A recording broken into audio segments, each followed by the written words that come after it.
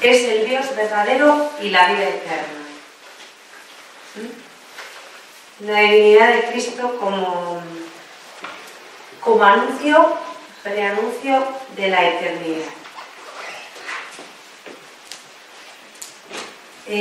Santa Catalina de Siena escribía a un cardenal de ese tiempo y decía que sobre el cuerpo de la Santa Iglesia, ya sabéis que Santa Catalina estaba muy preocupada siempre por la Santa Iglesia, ¿no? Por el amor a la Iglesia fue una de las características de su vida, ¿no? Una de las cosas por las que más luchó, por devolver a la Iglesia su dignidad, que de alguna manera había sido maltratada y se había perdido, ¿no? Y ella dice que sobre el cuerpo de la Iglesia debía emitirse, utiliza ya esta expresión, un bramido, es decir, un rugido tan fuerte que lográramos despertar a los hijos muertos que yacían dentro de ella. Hay que tener en cuenta, para entender esto del bramido y del rugido, que Santa Catalina de Siena compartía la creencia popular en su tiempo, todo el mundo lo creía así, de que el león tenía el poder de resucitar a los cachorros, a los leoncillos, que habían nacido muertos con un rugido. Eso es lo que se creía, ¿no? Entonces ella compartía esa creencia y decía que teníamos que ser esos leones que rugían ante los hijos muertos de la Iglesia para resucitarlos. No sabemos bien, lo dice el Padre Canta la Misa, qué palabra habría que rugir en el tiempo de Santa Catalina, ¿no? ¿Qué palabra sería la necesaria rugir entonces? Pero sí que sabemos cuál es la palabra que tenemos que gritar hoy para despertar a todos esos hijos de Dios que están adormecidos. La palabra es la palabra eternidad. Es un grito del despertar cristiano.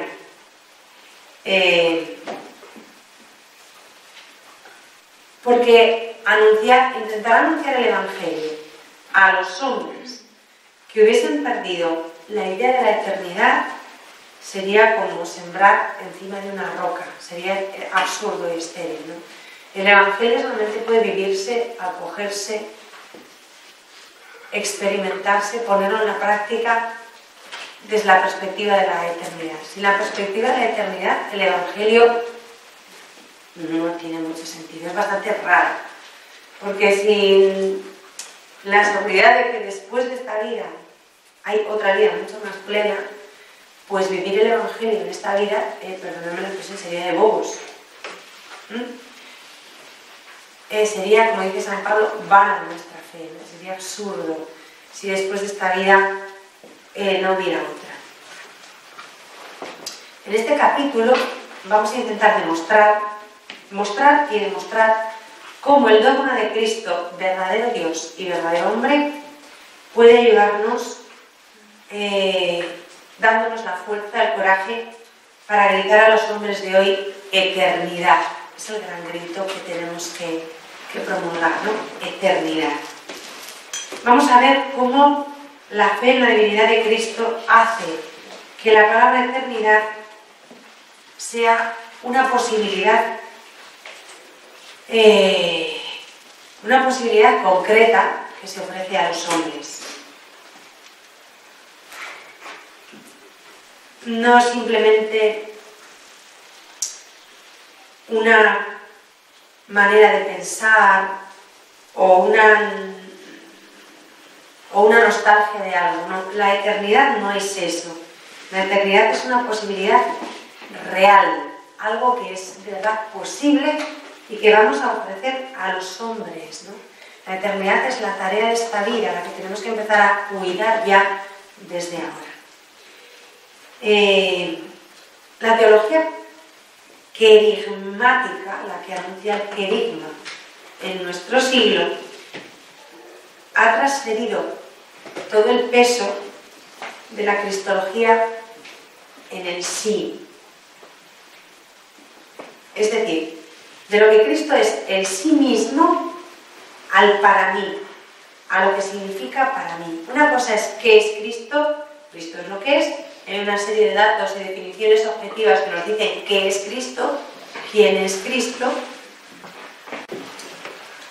La teología querigmática de nuestro siglo XXI, finales del XX, segunda mitad del XX, y lo que llevamos del XXI, ha transferido todo el peso de la cristología, de lo que es Jesucristo en sí, a lo que es Jesucristo para mí. De lo que Él es en sí al significado que Él tiene para mí y para mi salvación. Pero con frecuencia hemos dejado este para mí en una serie de conceptos y ideas, ¿cómo diría?, difusas, vagas, que reducen a Jesucristo a un principio, y esto es lo peor, a un principio abstracto, sin definir, sin forma, y que al final parece que no tiene un contenido real, un contenido auténtico, ¿no?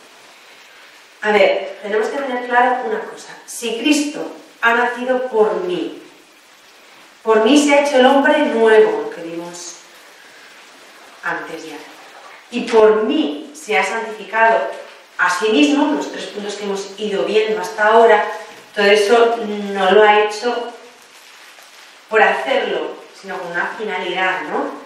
Si Jesucristo ha muerto por mis pecados, quiere decir que todo esto, que haya nacido, que se haya hecho hombre, que haya hecho el hombre nuevo, que se haya santificado por mí, que haya muerto por mis pecados, tiene un significado y un contenido que afecta a mi vida. O sea, gratuitamente y por pasar el tiempo, Jesucristo no ha hecho todo eso, sino lo ha hecho con una finalidad, ¿no? Con esto recuperamos uno de los aspectos más fecundos del pensamiento existencial, que era muy vivo en su iniciador, pero que a menudo se ha perdido después en sus continuadores. Por ejemplo, la convicción de que el elemento de seriedad, de peso del cristianismo reside en el vivir, en el hacer, mucho más que en el comprender, en el explicar o en dar razones de la verdad cristiana con uno u otro sistema, filosófico, antropológico o teológico. Lo más importante del cristianismo es que el cristianismo necesita santos, no teóricos, no profesores, no personas que se pasen la vida.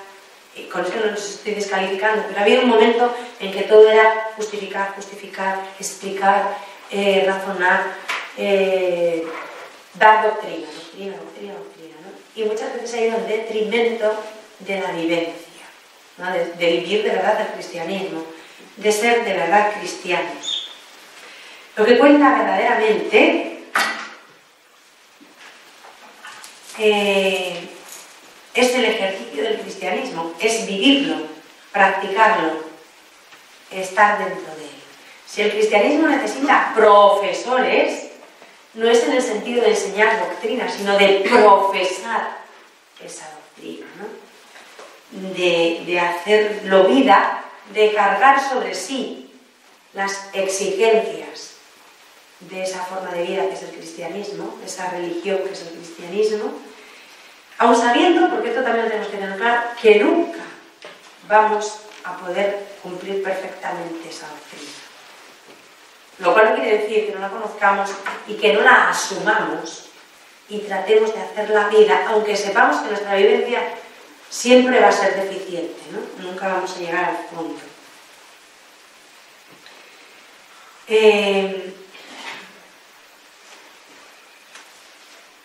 Jesús dice en Juan 13:17: seréis dichosos si ponéis estas cosas en práctica, ¿no?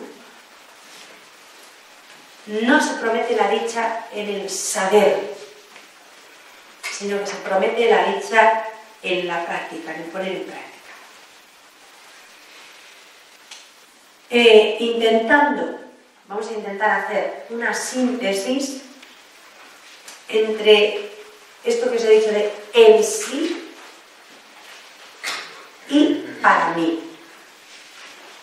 Vamos a dividir esta reflexión en dos partes. Una primera parte en que veremos el dogma de las dos naturalezas de Cristo y cómo este podría ser actualizado para el hombre de hoy, y una segunda parte en que veremos la carga de anuncio, de noticia, que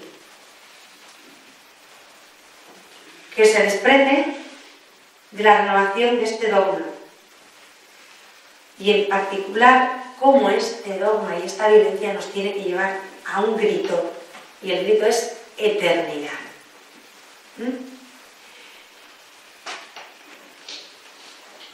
De los dos tiempos a las dos naturalezas de Cristo.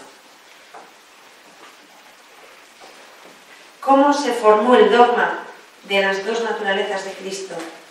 Es decir, de Cristo verdadero hombre y Cristo verdadero Dios. Pues inmediatamente después de la Pascua, al principio, el esquema con el que se intentaba explicar el misterio de la persona de Jesús no era el de sus dos naturalezas, como hacemos ahora, divinidad y humanidad, sino que ellos explicaban la persona y la vida de Jesús en dos tiempos, en dos fases, antes de la resurrección y después de la resurrección. La división que hacían era esa, ¿no? Nosotros no solemos hacer esa división, ¿no? Sino la parte humana y la parte divina de Cristo. Pues al principio nuestros primeros hermanos cristianos decían antes de la resurrección y después de la resurrección, porque ellos diferencian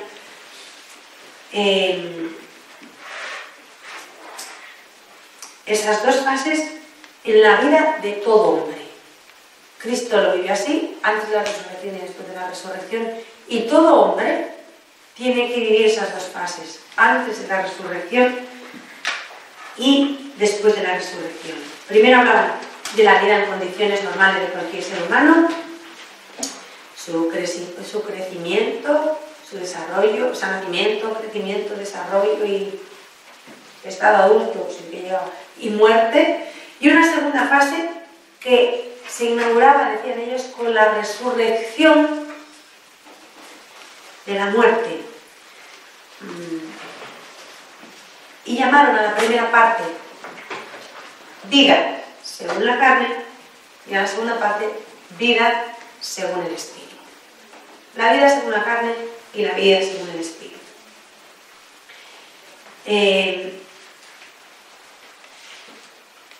San Pablo, en la carta a los Romanos, en el capítulo 1, los versículos 3 y 4,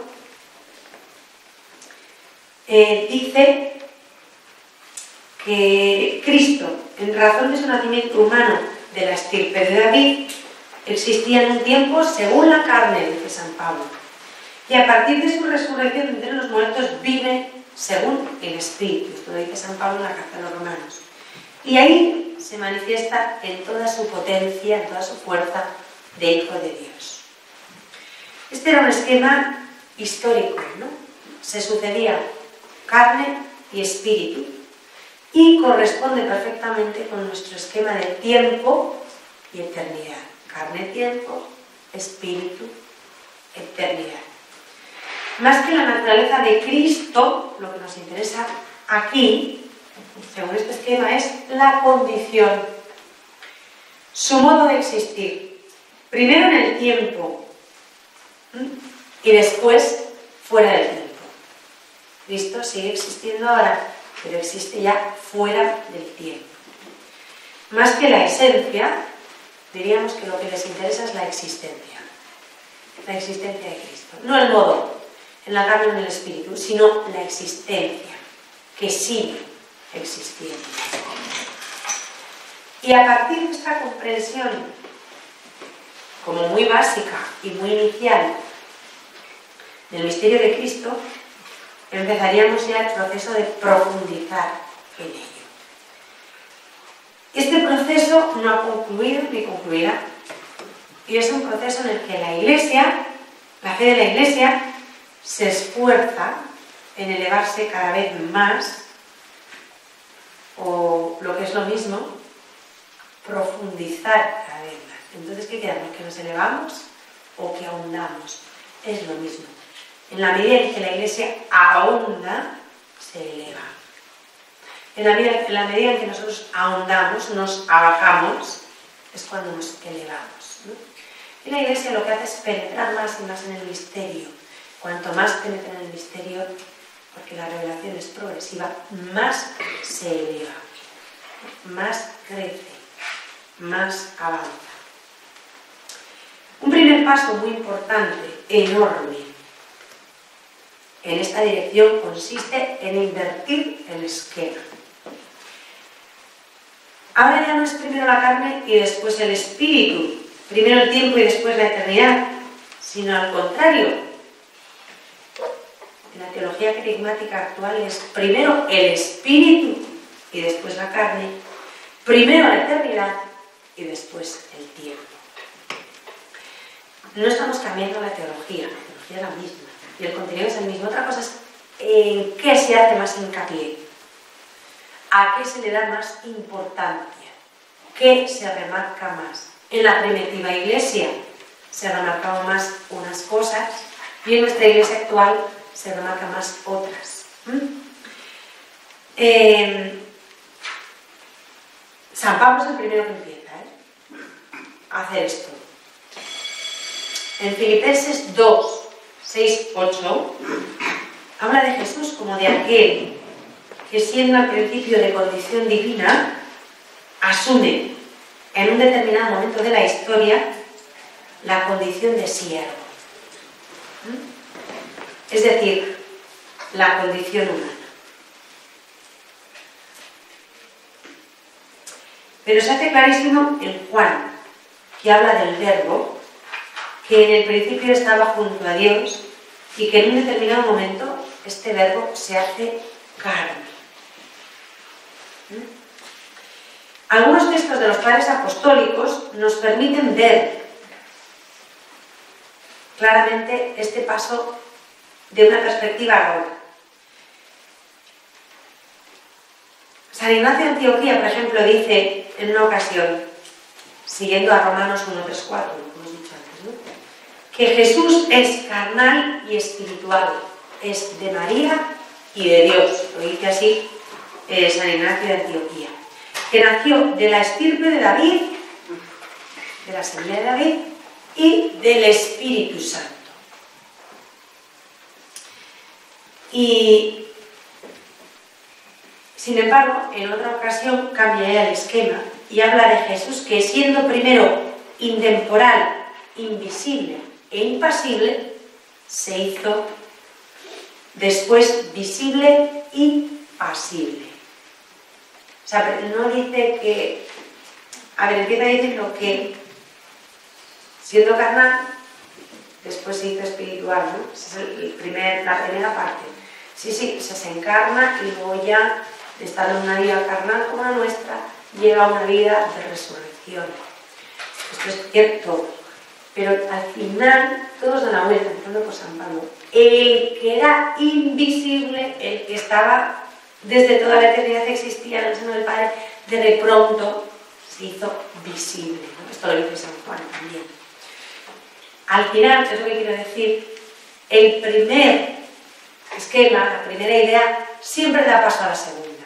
Conforme se ahonda más en la fe, se llega a la conclusión, es sabida, pero una cosa es que sea sabida aquí y otra cosa es que sea asimilada en la vida, de que el eterno se hizo carne, ya estaba, existía, ¿no? Y lo dice muy claro San Juan. El Verbo se hizo carne, ¿no? O sea, lo que existía desde el principio se hizo temporal. En el primer ejemplo que os he puesto de que es carnal y espiritual, es de María y es de Dios, se utiliza como tránsito la resurrección. De la vida carnal pasa a la vida resucitada, ¿no?, a la vida eterna, a la vida verdadera. Y en el segundo caso, en la segunda hipótesis, se centra el tránsito, el cambio en la encarnación. El orden en el primer caso es carne, espíritu, y en el segundo es espíritu, carne. Este nuevo orden se ve ya muy claramente, es muy tangible, muy obvio, en otro escrito apostólico, que es la carta de San Clemente, la segunda carta de San Clemente, que dice: siendo en un principio espíritu, se ha hecho carne. Después de esto, esta alternancia de carne, espíritu, espíritu, carne, es que parece una tontería, pero no es una tontería, tiene su importancia, lo vamos a ir viendo. Hay un segundo paso que afecta no ya al orden. Primero hemos visto que el orden era carne, espíritu, y después han dado la vuelta y han dicho: no, es espíritu, carne, ¿no? Bueno, pues ahora hay un paso que ya no afecta al orden de los factores, sino al significado. Porque al fin, que más nos da que digamos que primero era carne y luego se hizo espíritu, o la resurrección, o que primero era espíritu y luego con la encarnación se hizo carne? Si al final todo es cierto, todo es verdad y lo uno no excluye el otro, ¿no? Pues es cierto. La cuestión es el significado, ¿no? ¿Qué significa esto y por qué le estamos aquí 15 minutos dando vueltas, aquí mareando la perdiz a la carne y al espíritu y a la carne? ¿Tiene un significado? Pues sí, y un significado importante.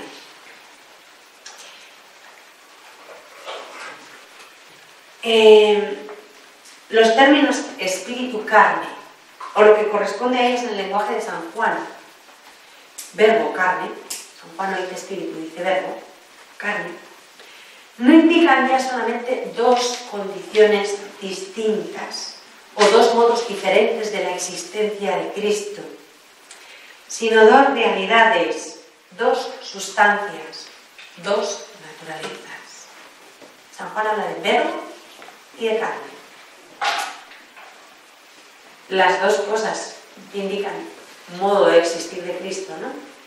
Pero dos naturalezas, dos sustancias, dos modos distintos. Hoy diríamos que nos estamos desplazando, nuestra atención de la existencia de Cristo, que es objetiva, es la cuestión en este momento, a la esencia. Y hay un texto de Tertuliano que sintetiza muy bien, es un texto muy cortito, que sintetiza muy bien el camino recorrido por la fe en poco más de un siglo y medio. Lo que sucedió en un siglo y medio, Tertuliano nos lo va a decir ahora en 4 líneas, ¿no? Es un texto que comenta el texto de Romanos 1, 3, 4. Y dice Tertuliano: el apóstol enseña aquí las dos sustancias de Cristo, con las palabras: nacido de la estirpe de David según la carne. Designa al hombre y al hijo del hombre. Con las palabras: constituido hijo de Dios según el Espíritu, indica a Dios, al Verbo, al Hijo de Dios. Vemos, por tanto, ya en él una doble sustancia. San Pablo ya lo deja claro en la carta a los Romanos, ¿no? Por un lado era hombre, era de carne, de la estirpe de David, y por otro lado era hijo de Dios según el Espíritu. Y hay otro autor que tiene un nombre rarísimo, espérate que lo busque. Este yo no lo había conocido en mi vida. Se llama Adamantius. Y escribe una cosa que se titula De recta fide, de la fe recta. Y el tal Adamantius dice: confesamos que Cristo es verdaderamente Dios según el Espíritu y verdaderamente hombre según la carne. La doctrina de Cristo según la carne y según el Espíritu, es decir, de los dos tiempos, se precisó como doctrina de Cristo verdadero Dios y verdadero hombre. Es decir, queda claro y sin lugar a dudas quedan afirmadas las dos naturalezas de Cristo. ¿Qué pasa? Entonces, si está todo tan súper claro por qué se monta la que se monta y tenemos que encontrarnos con un concilio en Calcedonia para aclarar esto, que se montó un lío, había un montón de dudas, de cosas imprecisas, pero si está todo ahí, bueno, sí, pero a veces las personas nos armamos bolas mentales, liamos ideas, las deformamos en mala voluntad, yo estoy diciendo que hubiera mala voluntad, sino se confunden, se hacen un lío. Bueno, el Concilio de Calcedonia lo que hace es refrendar, sancionar, reafirmar esta nueva comprensión de la fe. Y el Concilio de Calcedonia habla de Cristo perfecto en su divinidad y perfecto en su humanidad. Dios verdadero y hombre verdadero. Esto que para nosotros es como elemental, querido Watson, entonces no era tan elemental, no era tan claro, no era tan obvio. ¿Qué es más Dios o es más hombre? ¿Es solo Dios o solo hombre? No, hay otras cosas, pero ¿qué es más importante? ¿Qué es más de verdad Dios o es más de verdad hombre? No, el Concilio de Calcedonia dice perfecto en su divinidad y perfecto en su humanidad, engendrado por el Padre antes de los siglos según la divinidad y por María en los últimos días según la humanidad. Es de igual manera hijo de Dios que hijo de María. María le ha engendrado según la carne y Dios según el Espíritu. De hecho, el credo dice engendrado, no creado. Para ser hijo hay que ser engendrado o adoptado, pero es que Jesucristo no es un hijo adoptado. Jesucristo ha sido engendrado por el Padre antes de los siglos y ha sido engendrado en el tiempo por una mujer, por María, según la carne. Es un solo, esto es Calcedonia, un solo e idéntico Cristo, Hijo de Dios, que hay que reconocer íntegro en las dos naturalezas, sin confusión y sin división. Ni se puede mezclar, ni se puede separar, ni se puede dividir. Jesucristo es al mismo tiempo y de la misma manera Hijo de Dios e Hijo de María. En Él hay una humanidad perfecta y una divinidad perfecta. Es verdaderamente hombre y verdaderamente Dios. La una no menoscaba la otra. Y es uno solo, es un solo Cristo. No hay el Cristo hombre y el Cristo Dios, es un solo Cristo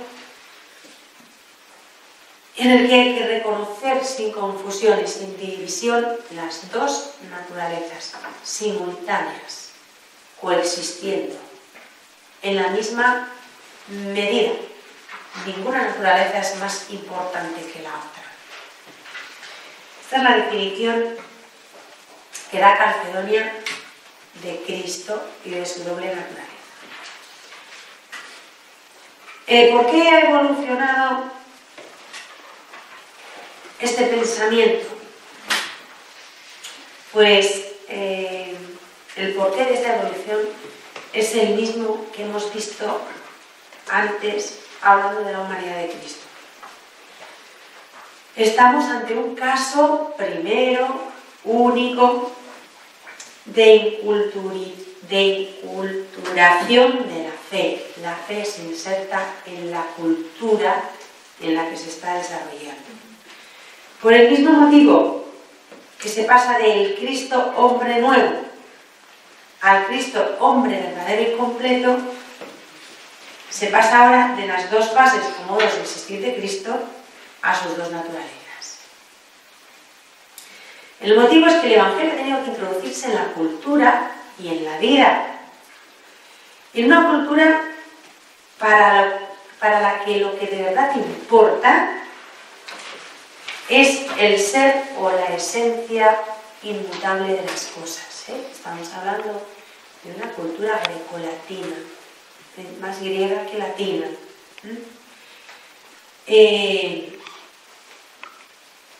Y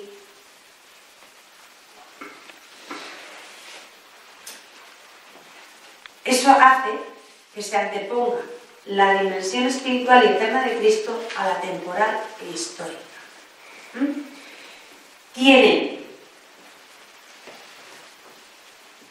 que afirmar la existencia de Cristo en la eternidad antes de la encarnación. Es una necesidad de esa cultura. ¿Por qué? Porque valora la cultura grecolatina, más griega que latina, valora, insiste en la inmutabilidad de las cosas. Y es imposible, piensan ellos con lógica, que la eternidad pueda brotar de lo temporal. O sea, de un hombre temporal que está en el tiempo, es imposible que brote la eternidad. Como si fuera algo que el hombre crea.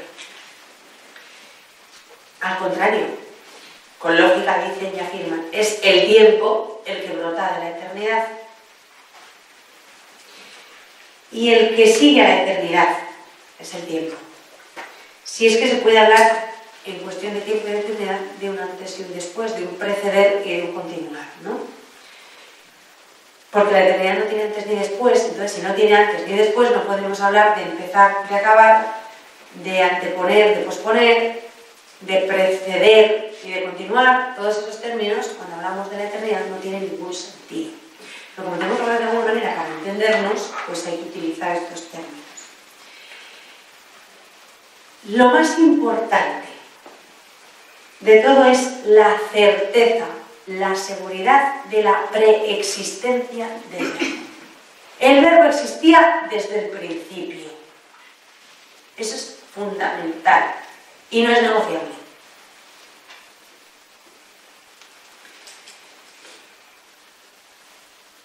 Entonces llega un momento en que uno se plantea, ¿no? Y se lo planteaban los primeros cristianos. Entonces, ¿qué pasa? Que para que los griegos estén contentos, nos vamos a alejar de la escritura, nos vamos a alejar de la Biblia. Tanto vamos a querer inculturar la fe que vamos a alejarnos de la Biblia. Hemos conseguido helenizar el cristianismo. Hemos consentido en helenizar a Jesucristo. No, porque ya hemos visto que lo que se afirma aquí estaba ya presente en toda la palabra de Dios, en Pablo y en Juan. La exigencia pastoral del anuncio de Jesucristo ha contribuido solamente a que con más plenitud se ilumine este dato revelado ya, que si no a lo mejor hubiera quedado más en la sombra, ¿no? No lo hubiéramos estudiado, no lo hubiéramos contemplado, no lo hubiéramos buscado. Con ello se ha establecido de pronto un principio que nos interroga, ¿no? Que nos interpela. El camino de la fe, y esto es importante, no se ha terminado, no se ha detenido, más que terminar, no se ha detenido con la definición del Concilio de Calcedonia. El Concilio de Calcedonia ha definido una verdad, que no es negociable, es verdadero Dios y verdadero hombre. Un solo Cristo, verdadero Dios y verdadero hombre, sin división, sin mezcla. Bien. Esto ha quedado asentado y definido en Calcedonia. Pero ahí no se ha terminado el camino de la fe. Como decíamos el otro día, el dogma es el punto de partida para caminar. Al contrario, no es el final, es el comienzo.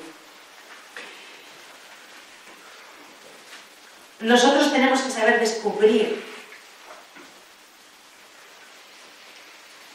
el modo más adecuado, que es lo que nos toca a nosotros hoy, para hablar a los hombres de hoy, si es necesario, hay que someter a nuestra cultura actual al juicio, al crisol, al colador, al filtro de la palabra de Dios. Esto escandaliza muchísimo, porque la palabra de Dios a la cultura actual le importa un pimiento. pasan. Vamos a ver los hechos actuales a la luz de la palabra de Dios. La gente se carcajea, ¿eh? Bien, tenemos que contar con ello, pero tenemos que contar con que se carcajeen, pero no podemos renunciar a mirar la historia actual, que es la que nos ha tocado vivir, al trasluz de la palabra de Dios. Y tenemos que intentar que nuestra cultura actual, nuestra sociedad actual, supere sus límites y sus lagunas, que son tremendas, las lagunas de la cultura actual, a la luz de la palabra de Dios, de la misma manera que los santos padres hicieron con la cultura grecolatina, con la cultura helenística. ¿Qué podemos hacer? ¿Cómo hacemos esto? Porque claro, yo lo he dicho muy bonito, pero es una ardua empresa, ¿no? Lo que acabo de decir. Es muy difícil. Y yo soy consciente de que es muy difícil. La Iglesia es perfectamente consciente de que su misión profética, su misión de hablar de parte de Dios ahora mismo es súper difícil. Entonces, ¿qué pasa? Que bueno, que en cuanto nos disponemos a volver a partir desde la Biblia para anunciar de manera renovada a Jesucristo en las circunstancias actuales, en el tiempo actual, nos encontramos con un montón de descubrimientos sorprendentes. Y nos damos cuenta de que desde un planteamiento moderno, desde un planteamiento actual, existencial, de Cristo, la palabra de Dios nos ofrece muchísimas posibilidades enormes y nos entrega al hombre un montón de semillas preparadas para brotar y dar fruto. A ver cómo lo explicamos. Mi padre en la mesa pone un ejemplo muy bonito, que es muy plástico, muy ilustrativo, ¿no? Yo no sé si vosotros sabéis algo de botánica, yo prácticamente nada. Pero el ejemplo que él pone es el siguiente. Dice que los estudiosos de la naturaleza y de las plantas se asombran ante todo lo que está contenido en una semilla. Y que la ciencia va descubriendo cada vez. No es que las semillas de ahora fueran distintas que las semillas del siglo I, sino que en el siglo I no tenían ni idea de botánica. Sabían que había que plantar las semillas en el suelo, en una tierra más o menos muy fértil, que había que regarla, que había que cuidarla, que aquello brotaba. Pero ahora mismo de botánica se sabe mucho más que entonces, ¿no? Y los botánicos dicen que si tuviéramos que poner por escrito toda la información contenida en una semilla, saldría una especie de enciclopedia. Porque la semilla tiene cantidad de información recogida ahí, ¿no? En la semilla todo está programado hasta los más pequeños e insignificantes detalles. Es como si fuera una especie de ordenador natural que se encuentra en el que está memorizado un número incalculable de datos. Por ejemplo, ¿cuándo y cómo tiene que brotar esa semilla? ¿Qué frutos tiene que dar? ¿De qué color y de qué sabor? ¿De qué dimensiones? ¿Cómo tiene que reaccionar esa planta ante un determinado agente externo? ¿Cómo adaptarse a un clima diferente?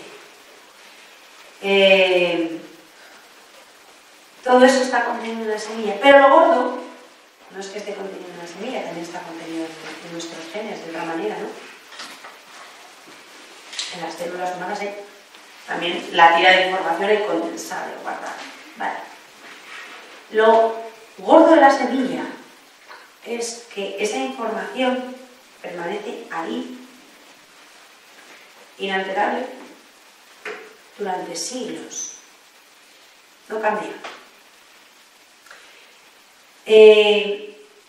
Dicen, supongo que es cierto, no lo sé, yo cuento lo que he leído, que en las antiguas pirámides de Egipto, que está la cosa de ayer por la tarde, 5.000 años antes de Cristo, no sé cuántos miles de años antes de Cristo. Bueno, pues que en estas antiguas pirámides de Egipto han encontrado granos de semillas que enterraban. Sabéis que los egipcios enterraban al difunto con todos los chunches, incluidas las semillas. Si le gustaba la flor, les unían, yo qué sé. O para que pudiera sembrar. Enterraban al difunto con todos sus efectos personales y todo lo que consideraban que iban a necesitar para la otra vida, incluidas las semillas. En la otra vida el difunto tenía que sembrar. Bueno, pues han encontrado en las pirámides, en estas tumbas, semillas que después de miles de años todavía hoy pueden germinar, todavía hoy pueden brotar. Eso en el ser humano, que tenemos mucha información en nuestras células, ¿no? Porque no morimos, se muere la información y no se puede reciclar. En una semilla eso está ahí. Y 7.000 años después tú plantas la semilla y por lo visto todavía funciona. Yo esto no lo sabía. Pero parece ser que dicen que sí. Y claro, como estamos todos un poco agobiados con la crisis y la ecología, y no sé qué historia, con los estudiosos se han puesto a estudiar todavía más toda esta cuestión de las semillas, ¿no?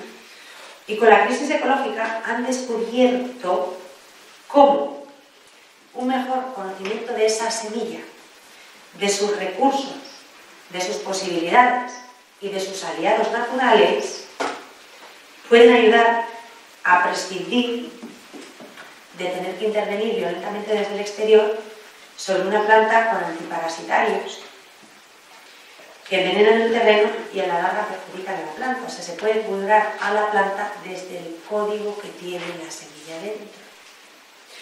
Bueno, todo este rollo no es porque de repente yo me enamoro de la botánica, porque la botánica no bueno, me gustan las flores para verlas en el jardín, vamos así, esto con una lupa, viendo la fotosíntesis, la clorofila, esto nunca me da.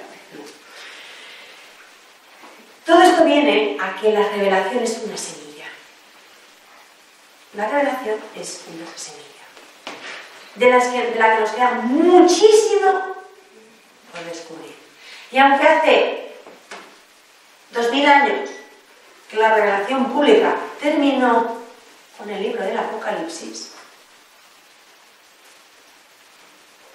de toda esa semilla casi no hemos sacado nada aún. Muy poco. Porque vamos descubriendo cosas, pero pensamos que es mucho más lo que nos queda por descubrir de la semilla. No sé si estáis cogiendo lo que estoy intentando explicar, el paralelismo, ¿no? Lo que os decía antes de que la revelación no ha concluido y que hay que ahondar. Si ya llevamos 2000 años estudiando los hechos de los apóstoles, ya lo he leído unas cuantas veces, ya me he leído no sé cuántas historias, no sé cuántas exegetas, pues ya que pues queda muchísimo. ¿Que han escrito unos tochazos impresionantes sobre los hechos de los apóstoles? No tengo ni idea, por poner un ejemplo. Pues es que no es nada al lado de lo que falta por descubrir. La palabra de Dios es una semilla que aún apenas nos ha mostrado algunas de sus propiedades, que apenas y que puede volver a germinar en todo su vigor, ¿no? De hecho, Jesús mismo compara la revelación del reino a la más pequeña de todas las semillas. Esto es palabra del Señor. Lo dice Mateo 13:32. Y se compara él mismo con un grano de trigo sembrado en la tierra, ¿no? Igual que la semilla, el mensaje revelado esconde en sí recursos que no sospechamos y que apenas hemos empezado a explorar, ¿no? Después de 2000 años. Esto vale en particular para la cristología, para todo el mensaje, pero de la cristología es como si dijéramos de lo que menos sabemos. ¿Cómo? Pues sí, porque es el abismo más grande. Entonces, aunque sepamos mucho, es de lo que menos conocemos, ¿no? En el querigma del Nuevo Testamento, el querigma que hace referencia a Jesucristo, se encuentran enterradas muchísimas informaciones en semilla todavía, que aún no han germinado. Informaciones que le permiten volver a florecer una y otra vez a lo largo de la historia. Ya sabemos todo, no, tenemos que descubrir nuestro propio querigma en este momento de la historia.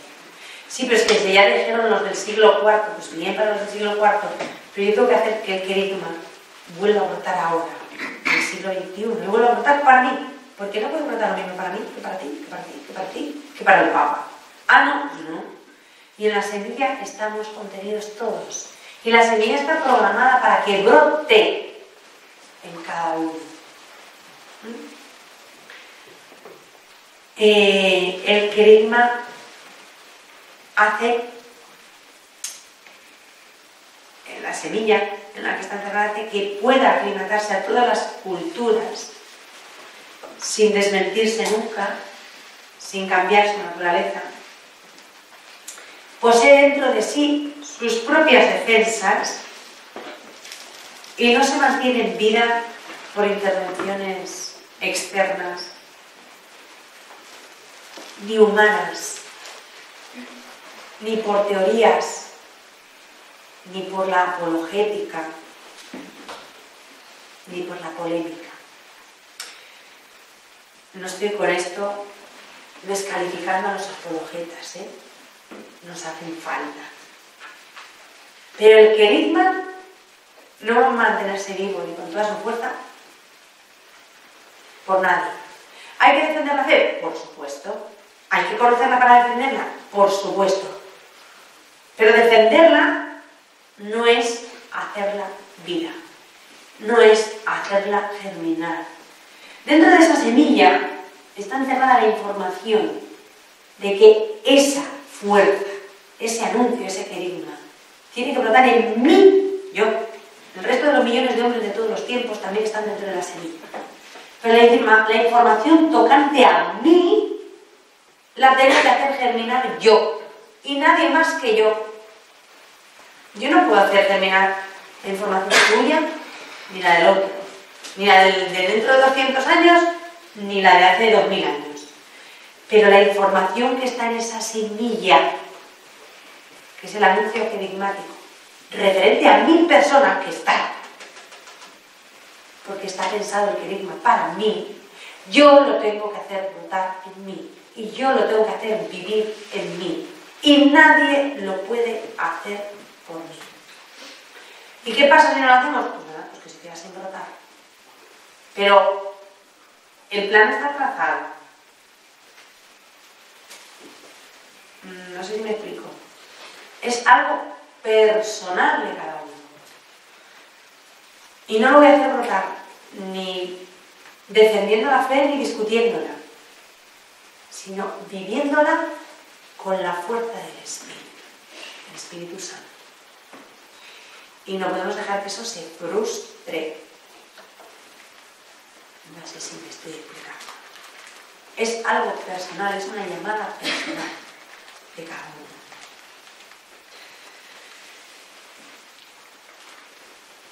Claro, y entonces esto que estás diciendo es muy gordo, porque si no lo hago, ¿qué pasa? Pues hombre, no pasa nada, pasa que tú te lo pierdes. A Dios no le vamos a quitar nada, ni le vamos a añadir nada, ¿vale? Nos lo perdemos nosotros, nos quitamos a nosotros mismos y nos añadimos a nosotros mismos si Cristo toma fuerza y vida en nosotros, ¿no? ¿Qué hay que hacer? Pues es, iba a decir muy sencillo. Sí, ya saben que yo soy optimista. Sí, hay que ponerlo en situación, ese querigma, esa fuerza que está en semilla, en germen dentro de mí, hay que ponerlo en situación de que pueda usar sus recursos, de que pueda desarrollarse, y no puedo confinarlo a unos libros, a unas teorías, a unas fórmulas, como si metiéramos la semilla en un invernadero. ¿Vosotros habéis comido alguna vez fresas de invernadero? Y a mí me encantan las fresas. Las del invernadero son preciosas, rosas, grandes, hermosas, brillantes. Y dices, ¿qué fresas? Se te hace la boca agua viéndola. Cuando la muerdes, es como morder un corchopán rojo, no sabe a nada. Muy vistosa, pero no sabe a nada. Y con las manzanas pasa lo mismo, unas manzanas preciosas, grandes, le sacas el brillo y son unas cosas, son apetecibles a la vista. Y cuando la vas a morder con todas las ganas, me dices, esto tiene que estar buenísimo, es una decepción horrible, no funciona nada. No sabe a nada. Pues la fe en un invernadero es igual. O sea, la semilla del querigma, si yo la meto en un invernadero, en vez de sacarla al aire, a la vida, al sol, y hacer la vida, la pongo muy bien en el invernadero, puede ser que exteriormente sea precioso, que sepa un montón de apologética, pueda polemizar con quien se ponga delante, sí, un montón de sagrada escritura, de liturgia, de cristología, de neuma, ¿cómo se llama? De neumatología, de yo qué sé, de cosas que se pueden saber, eclesiología, mariología, todas las ramas de la teología y una formación impresionante. Y tú dices, pues qué bien, entonces esta persona tiene que tener una vivencia de Jesucristo.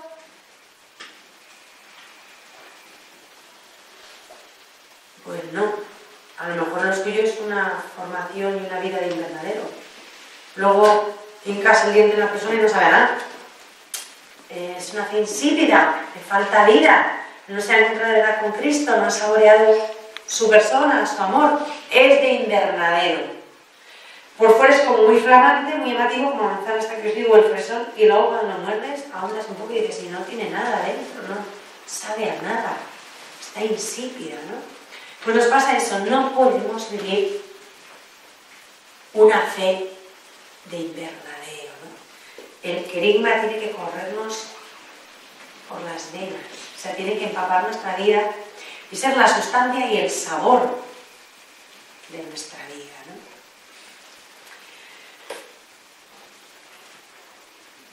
Una semilla para que fructifique hay que ponerla de verdad en el suelo, en terreno vivo, y dejar que le dé el aire, que le dé el sol, que le llueva, que le pase de todo. Saldrá una planta fuerte, por lo menos una planta verdadera. Si la ponemos en un invernadero, en un tiesto, con mucho cuidadín, saldrá una planta frondosa. Pero como la saques del invernadero, adiós planta. Tú tienes unos geranios maravillosos en el invernadero, unas flores, unas hojas, no sé qué. Las sacas un momento del invernadero y en 24 horas las flores, ¿no? Las hojas se han caído. Pero pues, ¿qué le ha pasado? Pues que estaba tan en su burbujita que cuando se ha enfrentado al mundo real y la excusa que le dé el aire, el sol o la lluvia o lo que toque, el geranio se te ha desviado. Pues lo mismo pasa con la fe. Nuestra fe no puede ser de invernadero. Tiene que ser una fe arraigada de verdad en el suelo, en la tierra, en la vida, en mi tierra, en mi realidad.